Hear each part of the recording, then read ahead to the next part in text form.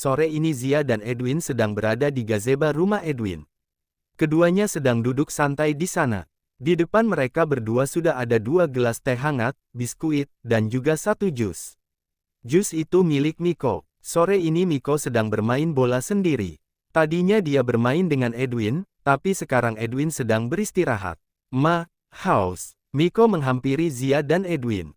Semenjak Zia resmi menjadi mamanya, Miko menjadi sangat manja. Lihatlah dia sekarang, dia sedang duduk di pangkuan Zia sambil meminum jus apel.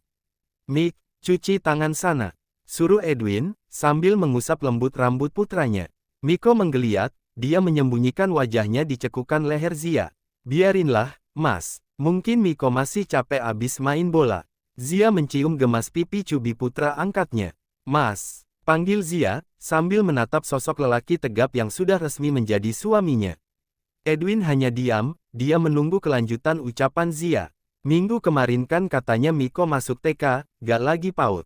Tapi pendaftaran TK-nya malah diundur gara-gara virus corona. Terus kamu dikasih tahu gurunya gak?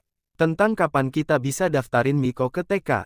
tanya Zia, lembut. Dia sangat bersemangat untuk datang ke sekolah baru putranya untuk mendaftarkan dia di sana. "Gak tahu, kemarin katanya udah new normal, tapi gurunya belum konfirmasi apa-apa ke aku." Edwin menjawab dengan jujur, "Indonesia memang sudah new normal, tapi kematian gara-gara COVID-19 masih terus berlanjut." Guru dari anaknya juga belum mengkonfirmasikan tentang kapan putranya itu bisa mendaftar di TK. Semuanya sangat ribet dan memusingkan. "Spada, yuhu." Suara toa milik seseorang membuat Miko yang hampir memejamkan matanya menangis gara-gara kaget. Zia yang melihat putranya menangis menggeram kesal. "Mas, lihat siapa yang datang. Aku mau bawa Miko ke kamar." Kasihan, pasti dia capek. Zia menggendong Miko, dia masuk ke dalam rumahnya dengan hati dongkol. Dasar tamu tidak punya akhlak. Edwin berjalan ke arah pintu utama rumahnya. Dia tidak kaget ketika melihat orang yang berdiri di depan rumahnya itu berteriak. Dar, Miko sampai kaget ngedengar suara kamu." Edwin berdiri di depan Dara yang sedang menenteng rantang di tangan kanannya. "Zia mana Zia? Kalian pindahan ke sini kok gak ngomong-ngomong? Seneng banget aku pas tahu kalian akan tinggal di sini. Berarti kita sekarang tetanggaan." Bibir kereta balap milik Dara terus mengoceh. Terkadang Edwin berpikir, apa gendang telinga Tirta tidak pecah serumah dengan dia? "Ya, terserah kamu, masuk." Zia sedang nidurin Miko. Edwin mempersilahkan Dara masuk ke dalam rumahnya. Saat dia ingin menyusul Zia ke kamar Miko, perempuan cantik itu sudah berada di anak tangga. "Suara toa kamu itu kenapa gak hilang-hilang sih, Dar? Anak aku tuh sampai nangis kejer gara-gara kaget ngedengar suara kamu." Zia duduk di depan sahabat karibnya. Dia melihat rantang yang berada di atas meja ruang tamu. "Bawa apa tuh?" tunjuk Zia pada rentang makanan di depannya.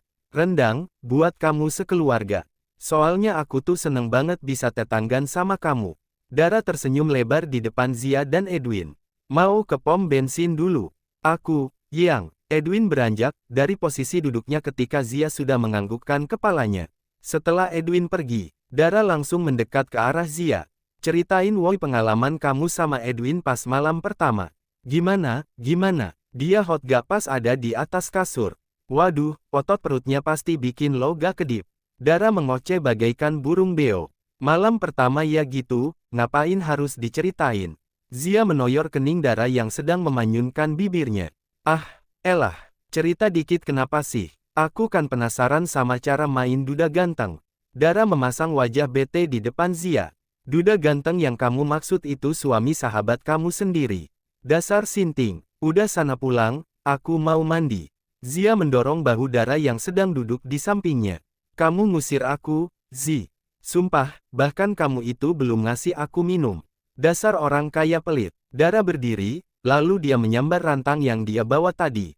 "Kalau pulang, rantangnya gak usah dibawa pulang juga kali." Zia merebut paksa rantang makanan yang berada di tangan kanan Dara. "Pamali tahu, Dar, orang udah dikasih diambil lagi," ucap Zia, sambil menghirup wangi rendang yang Dara bawa. "Salah sendiri kamu ngusir aku, kan aku baperan orangnya." Dara memanyunkan bibirnya yang dibalas tawa oleh Zia. Mbok Jum, Mbak Mina, dan Mbak Sasa sangat senang dikala Zia dan Edwin memutuskan akan tinggal di sini. Dia kira tuannya yang kaya raya itu akan pindah rumah, ternyata. Mbok, susu buat Miko sudah Mbok buatin. Zia berjalan menghampiri Mbok Jum yang sedang bercanda dengan Mbak Mina dan Mbak Sasa di meja. Makan, nyonya, sudah saya antar malah ke kamarnya Mas Miko. Mbok Jum menjawabnya dengan sopan. Panggil saya Mbak aja Mbok. Lagi pula saya itu masih muda. Kalian bertiga tidur aja, udah malam. Suruh Zia, sambil menuangkan air putih ke dalam gelasnya. Tapi tuan kan belum tidur. Mbak, dia pasti nanti nyuruh kita untuk ngebuatin kopi. Ucap Mbak Mina, pelan. Soal itu biar saya yang ngurus. Udah kalian tidur, pasti kalian capek. Istirahat yang cukup, nanti malah sakit lagi. Zia tersenyum lembut kepada mereka bertiga. Dia tidak mau berlagak seperti majikan dan pembantu. Baginya dia sama seperti mereka bertiga. Tidak ada yang beda, pembantu juga manusia yang patut dihormati. Baiklah, Mbak, selamat malam, balas Mbak Sasa, sopan. Mbak Zia juga harus istirahat. Suruh Mbok Jum. Iya, Mbak, pasti Mbak Zia juga capek ngurus Mas Miko, lanjut Mbak Mina. Saya gampang lah. Ya udah, selamat malam, dan selamat tidur semua. Setelah mereka semua pergi, Zia berjalan ke dapur untuk membuatkan segelas kopi hitam buat sang suami. Zia berjalan naik ke atas tangga rumahnya. Dia duduk di samping sang suami yang sedang fokus menonton bola. Miko udah tidur, tanya Edwin, sambil mencium rambut Zia. Edwin sangat menyukai harum rambut Zia yang berbau strawberry. Udah, barusan, jawab Zia, dia tiduran di atas paha suaminya. Tangan Zia sibuk menari-nari di atas layar pipi di depannya. Balas chat dari siapa sih? Serius banget, Edwin menunduk untuk mencium kening Zia. Dara, katanya Tirta belum pulang.